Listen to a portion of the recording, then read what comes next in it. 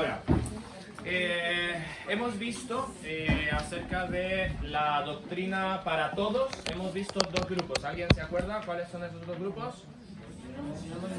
Los ancianos y las ancianas. Ahora seguimos en esa secuencia que Pablo está hablando a Tito.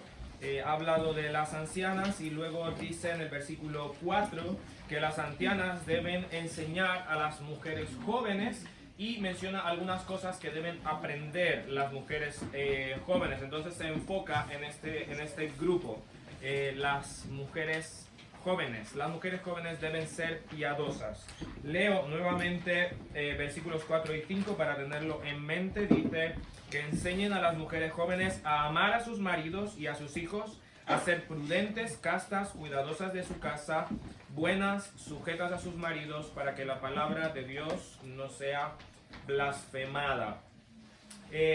Pablo, hablando de estas mujeres jóvenes, dice expresamente, como ya hemos visto, que deben ser enseñadas por las ancianas con respecto a su trato con el marido, con los hijos y su cuidado del hogar. Estamos viendo que cada grupo de la iglesia está relacionado unos con otros, y los ancianos tienen que ser ejemplos para los más jóvenes y las ancianas para las más jóvenes. Estas dos áreas que menciona Pablo en cuanto al trato al marido y el cuidado, marido e hijos y cuidado del hogar es muy importante, y más si el caso fuera de que el marido no es creyente, que era algo común en la iglesia de ese entonces y es común también en el día de hoy.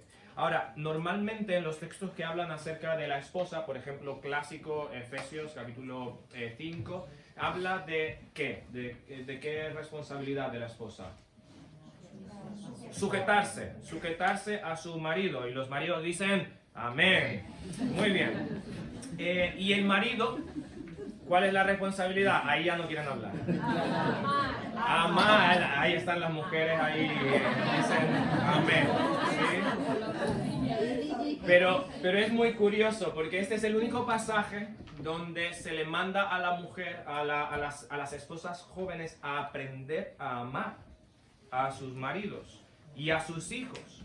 Y podríamos pensar que naturalmente, y de hecho pareciera ser así, naturalmente la mujer es más dada a amar, sobre todo a los hijos.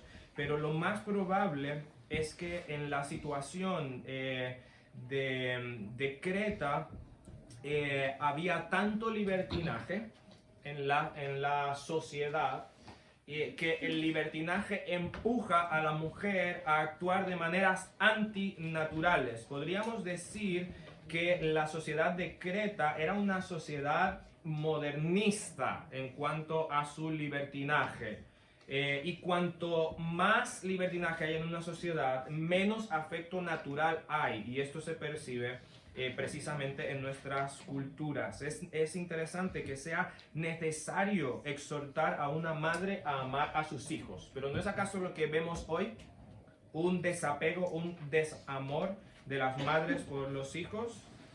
Entonces, hoy más que nunca esta exhortación es urgente, y si tú eres una chica soltera o eres una mujer joven, es la misma exhortación para ti que podemos trasladar. La supuesta libertad que se está abogando en las mujeres en nuestras culturas fomenta el desapego a la familia. Merma los afectos naturales, sustituyéndolos por el hedonismo, un amor propio insano, intereses egoístas, una sensación de que los hijos son estorbo y el marido es estorbo y el hogar es estorbo para el empoderamiento y los proyectos y la realización de la mujer que quiere explotar su potencial para ser una mujer libre. Y hay un detalle aquí que me parece súper importante, y es que dice, sí, enséñales a amar a sus maridos y a sus hijos, a ser prudentes, castas, esto tiene que ver con la modestia, con un rechazo a la inmoralidad sexual, que era muy... Creta era una sociedad libertina y había, según entendemos, las mujeres, aún en ese tiempo, estaban liberándose en sus relaciones, en relaciones ilícitas, pero llama mucho la atención que detalla cuidadosas de su casa. ¿Sabes qué significa eso? No es que limpiara su casa y tuviera todo ahí. La idea de esta expresión es que la mujer se quedara en casa. ¿Te parece que eso es muy aceptado hoy? No, no. Lo más triste es que la iglesia ha aceptado la propaganda del feminismo, ¿sí?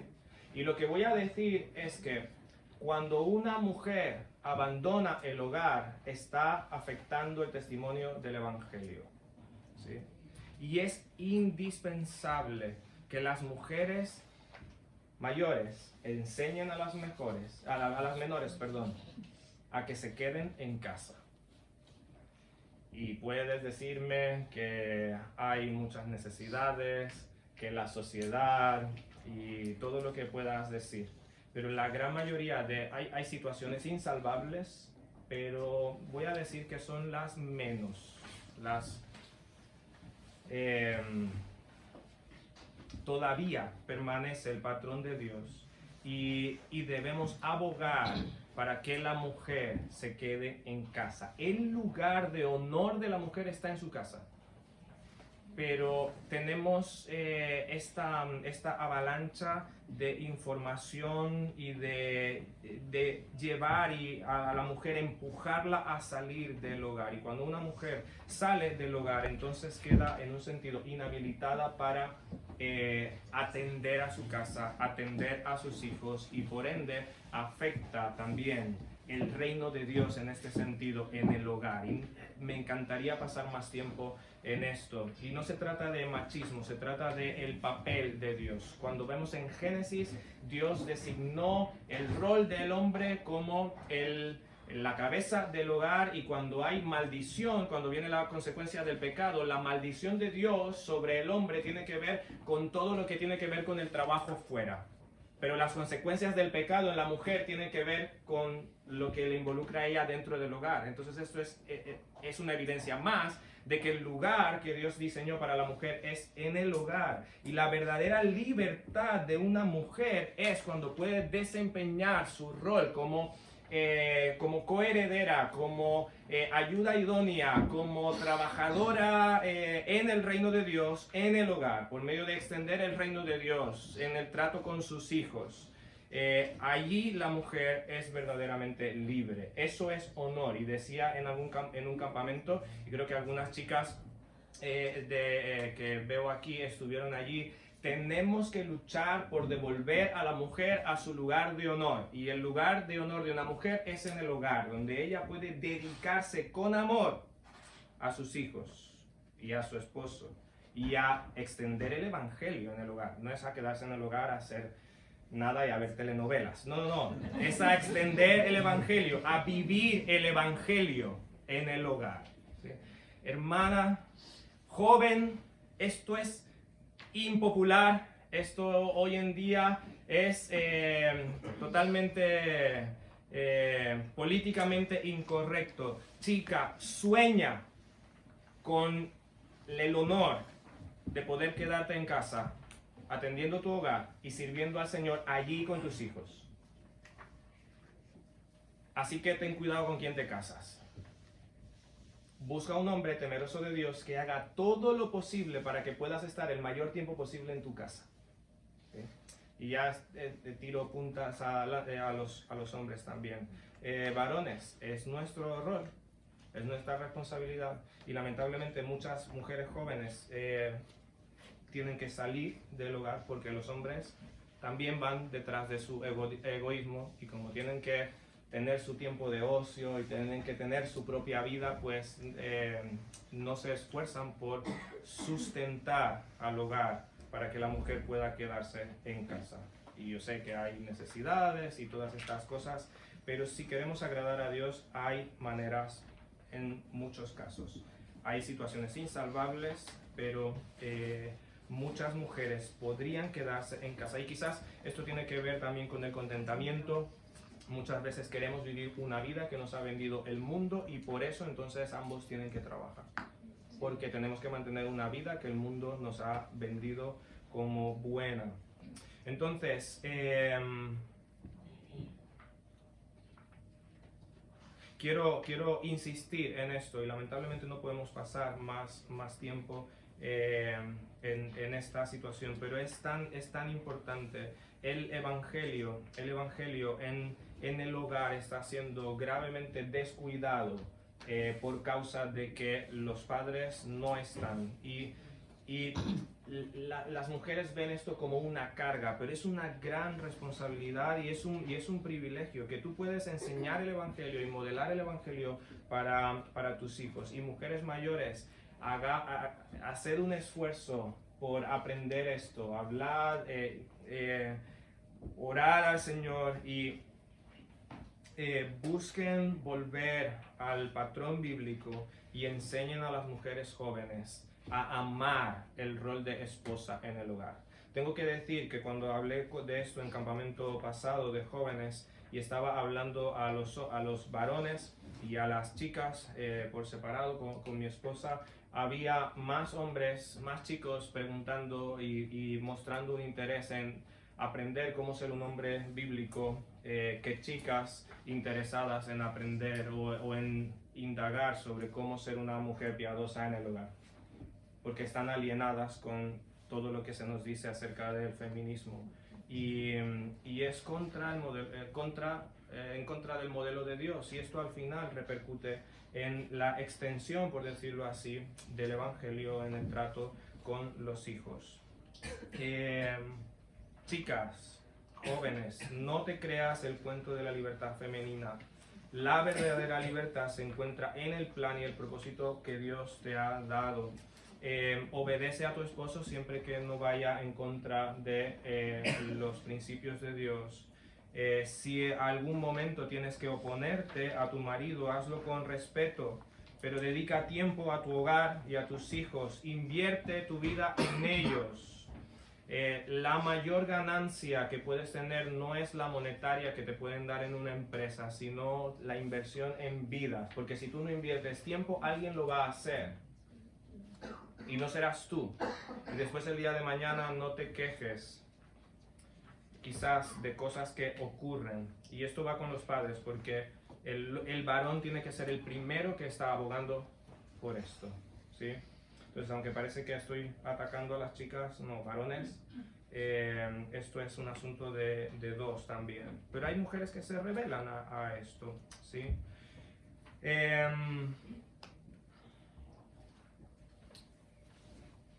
Pablo dice entonces que las mujeres jóvenes deben ser enseñadas por las ancianas en el trato de maridos, hijos y el hogar. Quiero decir esto, y puede sonar raro para las jóvenes. Cuando tú respetas a tu marido, aun si él no se ha portado cristianamente, estás reflejando el evangelio, porque estás amando como Cristo, porque estás mostrando la compasión de Cristo, porque estás cumpliendo con el rol que Él te ha dado como ayuda idónea.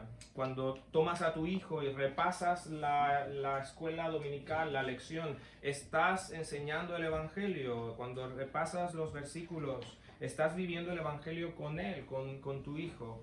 Cuando decides no gritar aún con el estrés que tienes, estás viviendo el Evangelio de manera práctica, estás sometiéndote a la guía del Espíritu Santo.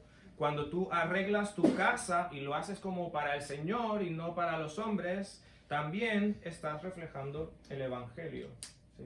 Así que quiero animar a las mujeres mayores a buscar la dirección de Dios y enseñar a las jóvenes a someterse a la palabra de Dios y a vivir de manera piadosa. Y jóvenes, de verdad, no podrías tener mayor sueño que ser una mujer piadosa ahí en el hogar e invertir tu vida en esas vidas que valen una eternidad. No hay mayor sueño.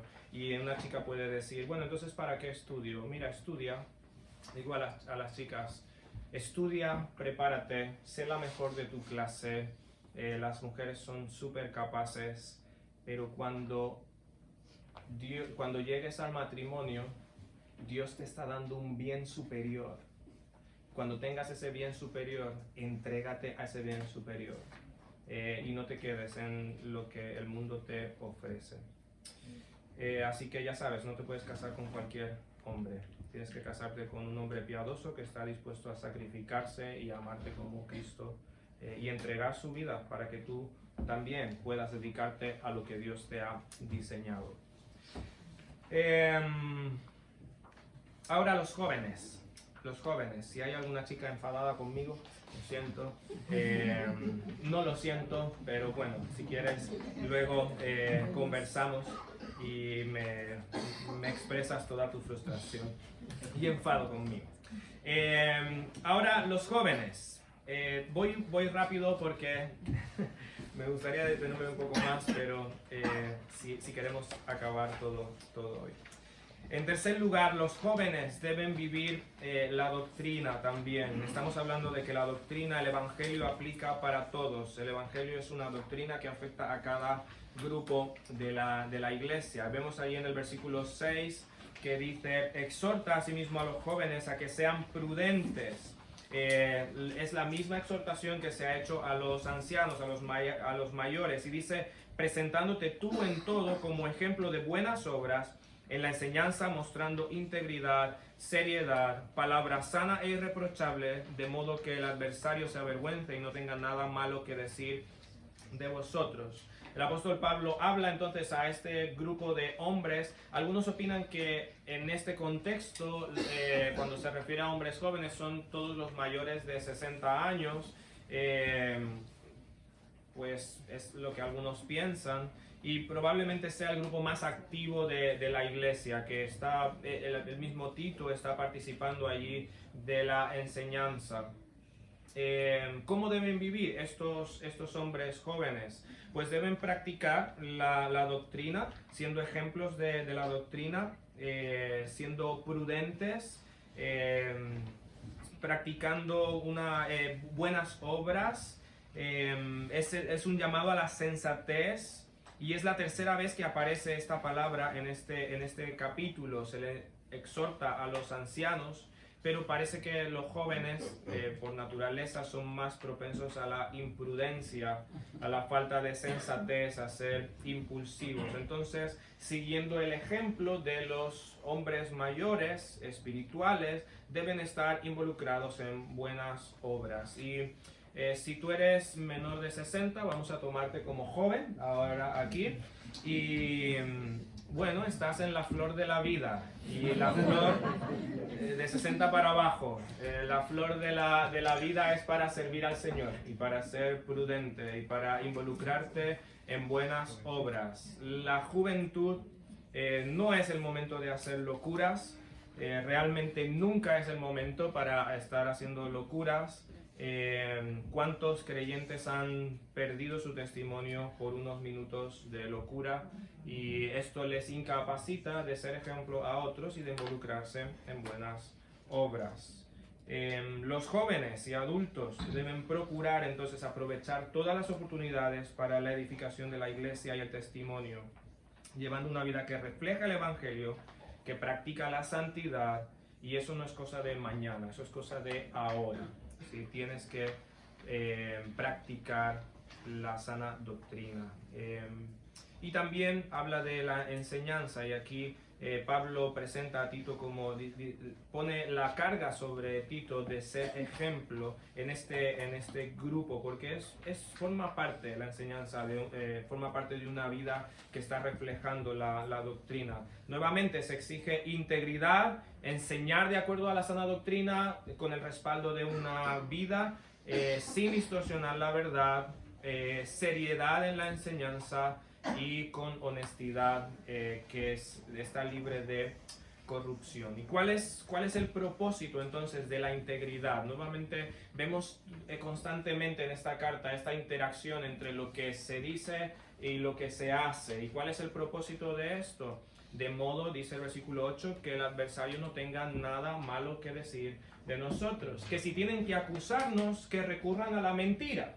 ¿Sí? Es lo que dice Cristo en las bienaventuranzas. Bienaventurados cuando digan toda clase de mal contra vosotros, ¿cómo? Mintiendo.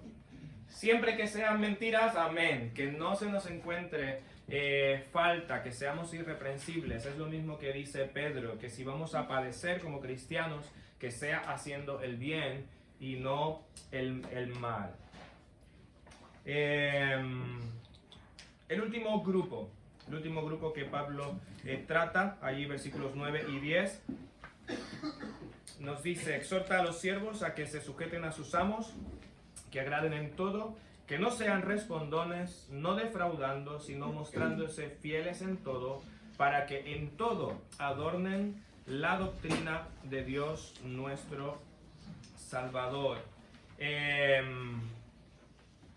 Pues en este grupo de los siervos, pues podríamos poner quizás a gente de toda categoría. En este contexto, pues había esclavos, es la aplicación más directa. Y en nuestro caso, pues ya, gracias a Dios, en un sentido no hay esclavitud, aunque algunos trabajos parezcan de esclavos.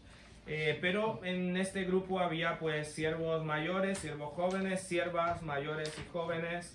Y pues esto aplica a toda área de la iglesia, independientemente quiénes sean. También en el caso de los siervos era un grupo vulnerable. Y claro, cuando tienes un grupo vulnerable, la tendencia es que este grupo se excusa en su vulnerabilidad para actuar de manera mala, de manera contraria al evangelio. Quizás se veían tentados a no respetar a sus amos, porque dice que no sean respondones, quizás robar para recuperar o tener lo que no se les había pagado, o simplemente por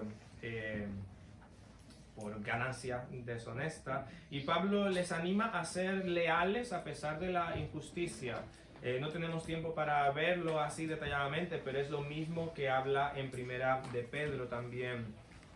Capítulo 2, habla a los siervos a sujetarse a sus amos y dice, incluso aquellos que son difíciles de soportar. El evangelio nos ayuda a ver la vida de una manera diferente, ya que nuestra vida no consiste en el ahora y en la justicia que nosotros podemos exigir ahora mismo, sino que en Cristo tenemos un amo superior. En Cristo tenemos la esperanza de la vida eterna. Nosotros ahora podemos servir no con nuestro enfoque en recibir una recompensa o un reconocimiento de un amo terrenal.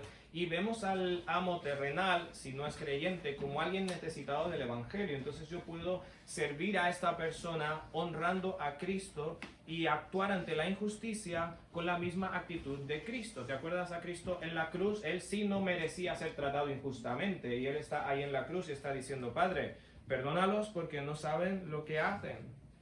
Y nosotros no somos perfectos, nosotros somos injustos también por naturaleza. ¿Cómo vamos a creernos en un sentido superiores ante alguien que estamos en la misma condición en este sentido? Ahora hablando de humanidad. Y tenemos que tener mucho cuidado porque ahora quizás la equivalencia es en el trato de nuestros trabajos y nuestros jefes. Y sí tenemos tentación a ser deshonestos en los trabajos, a ser irresponsables en los trabajos, a tratar de robar cosas con la excusa de que, bueno, es que no me pagan lo suficiente, entonces ahora me lo cobro, o estoy criticando al jefe, estoy sirviendo y estoy sirviendo al ojo, como dice la escritura también. Pero cuando tenemos que pensar, cuando nosotros servimos como al Señor y no a los hombres, estamos reflejando el Evangelio, estamos reflejando el carácter de Cristo, y esto es, como dice allí, es un adorno para el Evangelio, es un adorno de la gracia de Dios, de la doctrina de Dios nuestro Salvador. Y entonces abre puertas para la predicación del Evangelio. El jefe puede ser injusto y puede tratar de aprovecharse de ti, pero podrá ver en ti el carácter de Cristo. Y esto también Dios puede usarlo para salvar a un amo que es injusto. Ahora, hemos ido así súper rápido. Hemos visto los ancianos tienen que ser sobrios, prudentes, sanos en la fe, en el amor, en la paciencia. Las ancianas evitando todas estas cosas pecaminosas y enseñando a las jóvenes. Las jóvenes procurando también vivir en piedad, rechazando la inmoralidad sexual, sujetándose a sus maridos, amando a sus hijos, amando el hogar y procurando el hogar. Los jóvenes también siendo prudentes, dando ejemplo de la palabra en forma práctica. Los siervos siendo también afables, teniendo buena actitud. Y nuestra tendencia muchas veces es pues sacar nuestra hoja y hacer una lista allí de decir pues esto lo cumplo, esto lo cumplo, esto lo cumplo, como que si son requisitos para ganar allí el favor de Dios y lo que estamos haciendo y lo que no. Y puede ser que nos sintamos satisfechos con lo que estamos haciendo y pues nos proponemos esforzarnos más ahí en lo que estamos fallando. Y la verdad es que podemos estar enfocados en nuestro esfuerzo y olvidar nuevamente que necesitamos la gracia de Dios para poder hacer esto que Dios exige. Entonces, solamente quiero recordar, hermano, que ante todas estas exhortaciones debemos ver la necesidad de la gracia de Dios y no enfocarnos de manera legalista o dependiendo de nuestras fuerzas para tratar de hacer todas estas cosas. No, cuando buscamos agradar a Dios porque le amamos a Él, porque vemos la gloria, la belleza del Evangelio, entonces podemos obedecer a Dios porque le amamos a Él. Y no es que estas obras es lo que nos ayuda a ganar el favor de Dios. No, porque tenemos el favor de Dios, porque tenemos la esperanza de la vida eterna, porque entendemos, como vamos a ver más adelante, que Dios nos ha dado una vida nueva y una vida que trasciende este mundo y todo este sistema. Entonces podemos tratar a los demás como Él nos manda, porque le amamos a Él, porque queremos agradarle a Él, porque Él es nuestra prioridad, porque Cristo es nuestra prioridad. Entonces, como dice Primera de Juan, le amamos a Él porque Él nos amó primero.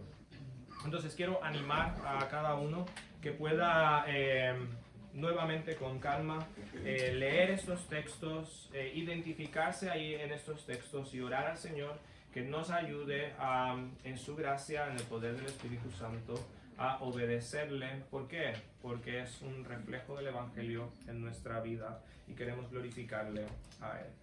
Ahora vamos a la sección que más me gusta de Tito. Y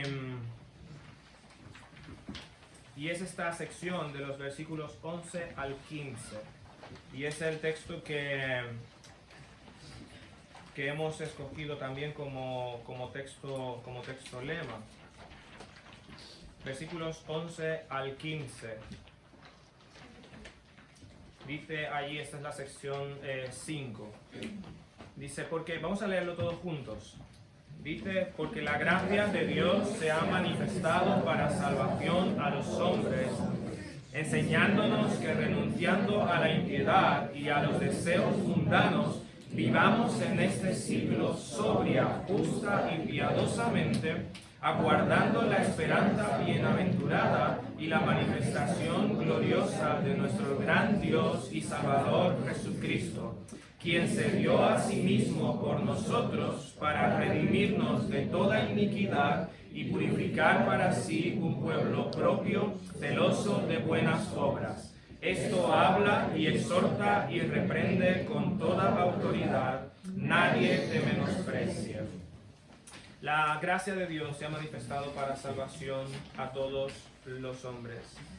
Algo que hablábamos en el principio, desde el principio, que el Evangelio no solamente es el inicio de nuestra salvación y de nuestra relación con Dios, sino que abarca toda nuestra vida y a cada etapa, a cada grupo, y también el Evangelio nos enseña y nos muestra el futuro, la esperanza que tenemos.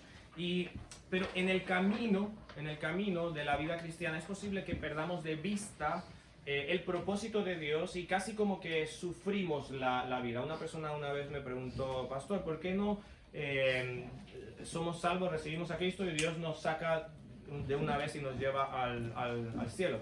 Porque ¿para qué seguir en esta vida? ¿Sí?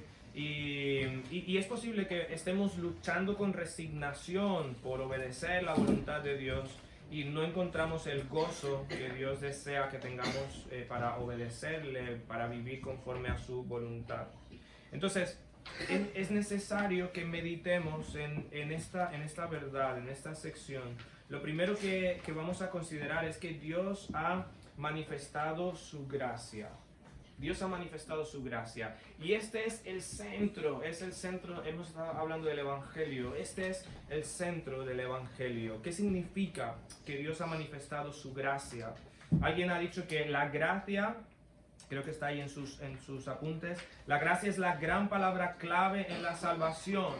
Es por su gracia que Dios ha decidido ofrecer salvación al hombre, ya que si fuera por su justicia, solo por su justicia y su santidad perfecta, el hombre sería sencillamente condenado eternamente, sin oportunidad de redención.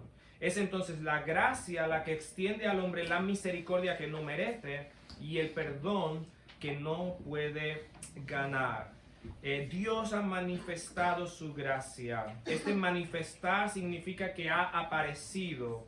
Y es muy importante, ya que Dios es un Dios de gracia desde la eternidad. Siempre ha estado mostrando su gracia al hombre desde el mismo huerto del Edén. Pero llega el momento del cumplimiento del tiempo, como dice Gálatas 4:4, donde Dios envía a su Hijo, nacido de mujer, nacido bajo la ley, para redimir a los que estaban condenados bajo esta maldición del pecado.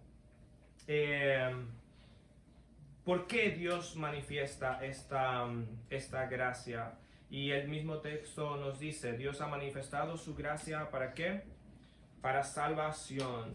Esta gracia de Dios es una gracia salvadora. Es lo que necesitaba la humanidad. El hombre puede tratar de encontrar esperanza en cualquier otra cosa, puede pensar que sus males son de cualquier otro tipo, pero el hombre sin Cristo, sin experimentar esta gracia, está condenado. Y Pablo está allí escribiendo a estos creyentes que han puesto su fe en Cristo, y Pablo dice: mira, la gracia de Dios se manifestó y ustedes han experimentado en sus vidas esta gracia a través de Cristo, y es la razón por la que tú debes vivir para Dios, porque Él manifestó su gracia. Ahora, nos explica un poco los efectos, por decir así, de esta gracia. Es interesante, dice: la gracia de Dios se ha manifestado para salvación a todos los hombres, y nos dice enseñándonos. Lo primero que vamos a ver es que si tú has recibido la gracia de Dios, tú debes vivir en santidad. Y nuevamente vemos esta respuesta del hombre al Evangelio, de una vida que corresponde con el Evangelio. Dice allí en vuestro texto, este texto nos muestra que la gracia de Dios, como parte de su carácter salvador, ejerce una función pedagógica, nos enseña. Mira, el pecado, vamos a situarnos ahí en Edén. El hombre y la mujer fueron creados a imagen de Dios y su mente, su intelecto, su voluntad, sus emociones estaban todas orientadas ¿hacia quién? ¿Hacia quién? Hacia Dios. El hombre pensaba hacia Dios, en consonancia con el carácter de Dios. El hombre actuaba en obediencia a Dios. El hombre sentía ¿cómo? En amor hacia Dios. Pero viene el pecado y afecta al hombre, distorsiona al hombre, rompe esta comunión, y ahora el hombre ya no piensa con relación a Dios de manera correcta, el hombre no actúa con relación a Dios de manera correcta, y el hombre ya no siente de manera correcta hacia Dios, está muerto. Ahora, somos salvados por la gracia de Dios, el Espíritu Santo nos regenera, y ahora tenemos que aprender a cómo amar a Dios. Y entonces la misma gracia no solamente nos salva, es lo que hemos estado diciendo, sino que esta misma gracia viene a enseñarnos cómo vivir de una manera que Dios sea glorificado. Entonces tenemos allí que la gracia nos guía a una entrega de santidad, nos enseña a vivir de acuerdo a los estándares divinos. Alguien dice allí, Wisby, dice que la vida piadosa incluye lo negativo y lo positivo. Rechazamos la impiedad, pero luego practicamos lo positivo, lo que es correcto. Los creyentes viven en este siglo, pero no viven a la manera de este siglo ni para este siglo. ¿Sí? Entonces, ¿cuál es la forma de vivir de los habitantes del reino de Dios? Nos dice sobria, justa y piadosamente. ¿Qué significa sobria? Esto habla de dominio propio, control con relación a los impulsos de nuestra carne, que tenemos que renunciar, rechazando nuestro propio pecado, los deseos mundanos.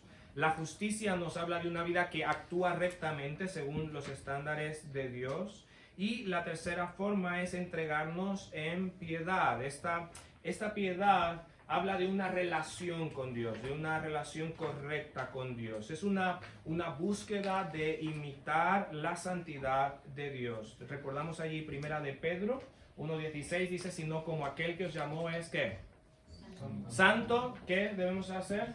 Sed vosotros santos en toda nuestra manera de vivir. De eso se trata la piedad. Estamos relacionándonos con Dios, reflejando su carácter en cada aspecto de nuestra vida. Entonces, la gracia de Dios nos guía a una entrega a Dios, entregar nuestra vida a Dios, pero también nos guía a una renuncia. Es imposible en el Evangelio que una persona pueda seguir viviendo como antes. Es imposible en el Evangelio que una persona pueda abrazar a Cristo y abrazar todo lo que ha abrazado antes de conocer a Cristo. La misma gracia que nos salva es la misma gracia que nos enseña a renunciar a los impulsos de nuestra vieja naturaleza. Constantemente la Biblia nos dice que nos despojemos del viejo hombre en Efesios. En Hebreos capítulo 12, ¿qué nos dice? Versículo 1. Por tanto, nosotros, teniendo en derredor nuestro tan grande nube de testigos, ¿qué dice? Despojémonos de todo peso y del pecado que nos asedia y corramos con paciencia, puestos los ojos en Jesús. Es imposible que tú corras siguiendo a Jesús si estás abrazando los impulsos pecaminosos que tenías antes de conocer a Cristo. Entonces, la gracia de Dios manifestada en Cristo te impulsa a entregarte a Él y te impulsa a renunciar al pecado. Pero renunciar no es el fin. O sea, el punto no es que estás ahí como sufriendo, simplemente tratando de machacarte y machacarte. No, ese no es el fin. Es parte del proceso de la santidad. Pero realmente, o aquí en esta gran esperanza, en esta gran bondad de Dios, Él nos llama a vivir esperando, a vivir aguardando, que es ahí el tercer lugar. Tú debes vivir aguardando. Y digo allí, he aquí el incentivo que necesitamos para vivir de acuerdo a la gracia de Dios. Aguardar la venida de Cristo, esperar con expectativa el glorioso regreso de Cristo, nuestro gran Dios y Salvador Jesucristo. Por cierto, un detalle aquí es que Pablo dice gran Dios y Salvador, y algunas sectas van a decir que está hablando de distinta persona, como Cristo es el Salvador y Dios es otra. No, ahí está claro que Cristo es Dios y Salvador, ¿sí? Entonces, eso es lo que debe impulsar nuestra vida, la esperanza de que Cristo viene y de que estaremos con Él. Te hago una pregunta. Viene un amigo a tu casa y no sabes exactamente a qué momento va a llegar. Y tu casa está desordenada. ¿Qué haces? Te echas en el sofá y dices, bueno, cuando toque el timbre, salgo corriendo y le digo, voy bajando, y empiezas a quitar cosas y a arreglar cosas, ¿verdad? Bueno, algunos dicen sí. No, pero ese no es... no sabes en qué momento viene y ¿qué haces? Empiezas a arreglar cosas porque no sabes en qué momento viene. Y porque deseas que haya una buena impresión. Ahora, nosotros no trabajamos en ese sentido, no actuamos por una impresión delante de Dios, porque Dios nos conoce tal y cual somos y hemos sido revestidos por la justicia de Cristo, pero es la misma idea que tiene Juan ahí en 1 de Juan capítulo 3. Todo el que tiene esta esperanza en Él, en Cristo, de verle y ser transformados a la semejanza de Cristo, ¿qué hace? Se purifica a sí mismo. Estamos esperando a Cristo, y si de verdad estamos esperando a Cristo, ¿sabes qué hacemos? Limpiamos la casa. Nos despojamos. Renunciamos al pecado. Pero cuando perdemos de vista, cuando perdemos que la gracia de Dios es la que me capacita para agradarle, y perdemos de vista que Cristo de verdad viene, ¿no? ¿No viene? Okay.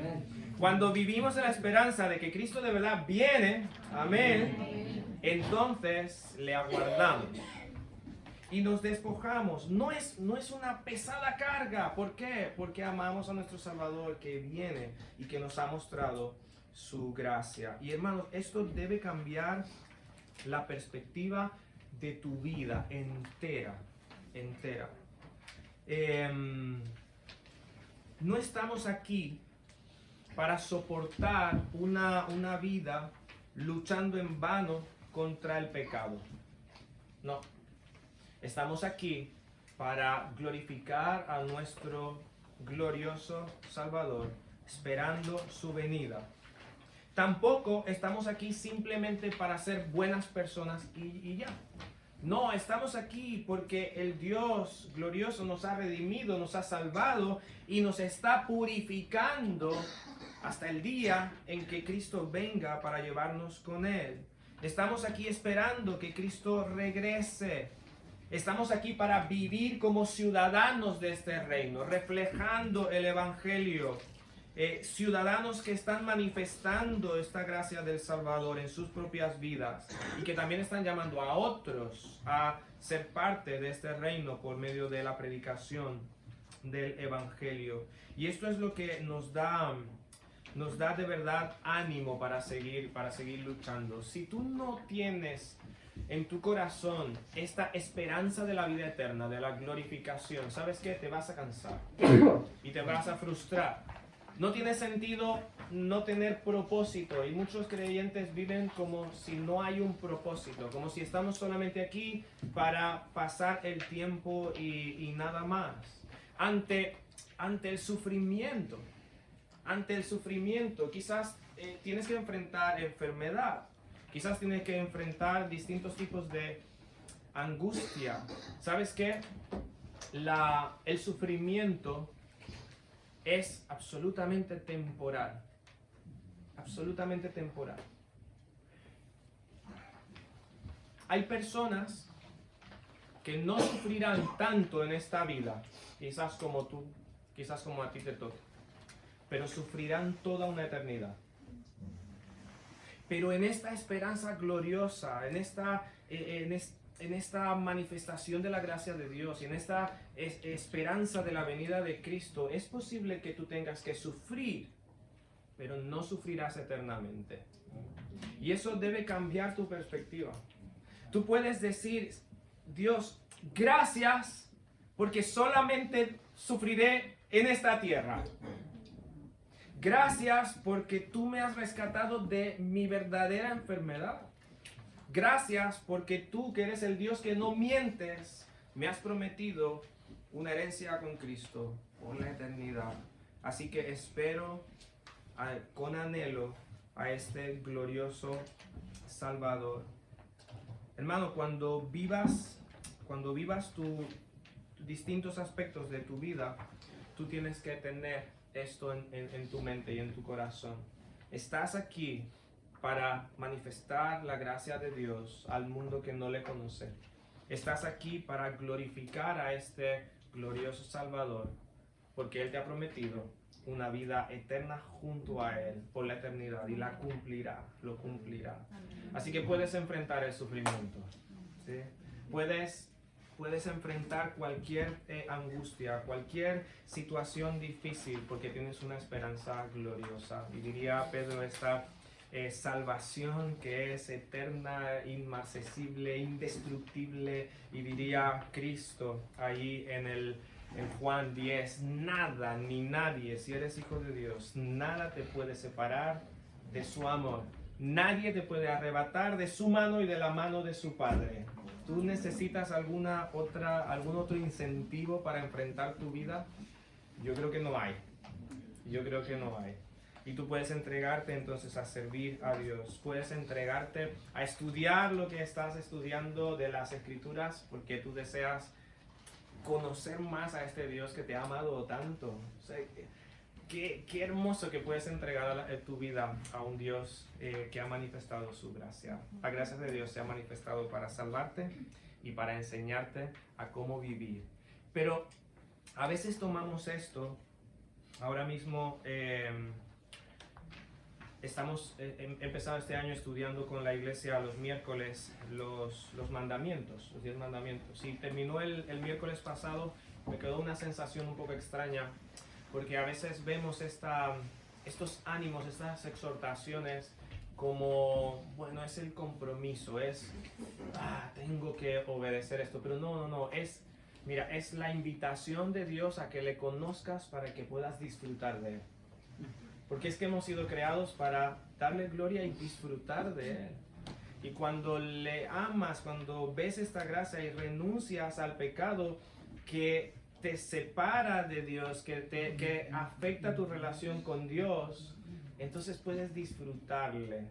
Y ese es el propósito. El propósito no es que estés atado ahí a un sistema de reglas, sino que tú puedas ver a este Dios glorioso y puedas deleitarte en Él. Y eso es inigualable. Es inigualable. Solamente por la gracia de Dios que se ha manifestado para salvarte y para enseñarte cómo puedes deleitarte en Él. Así que deleítate y disfruta de su gracia en Cristo Jesús. Y así vamos a terminar ahora esta sección. Pastor Andrés, pasar.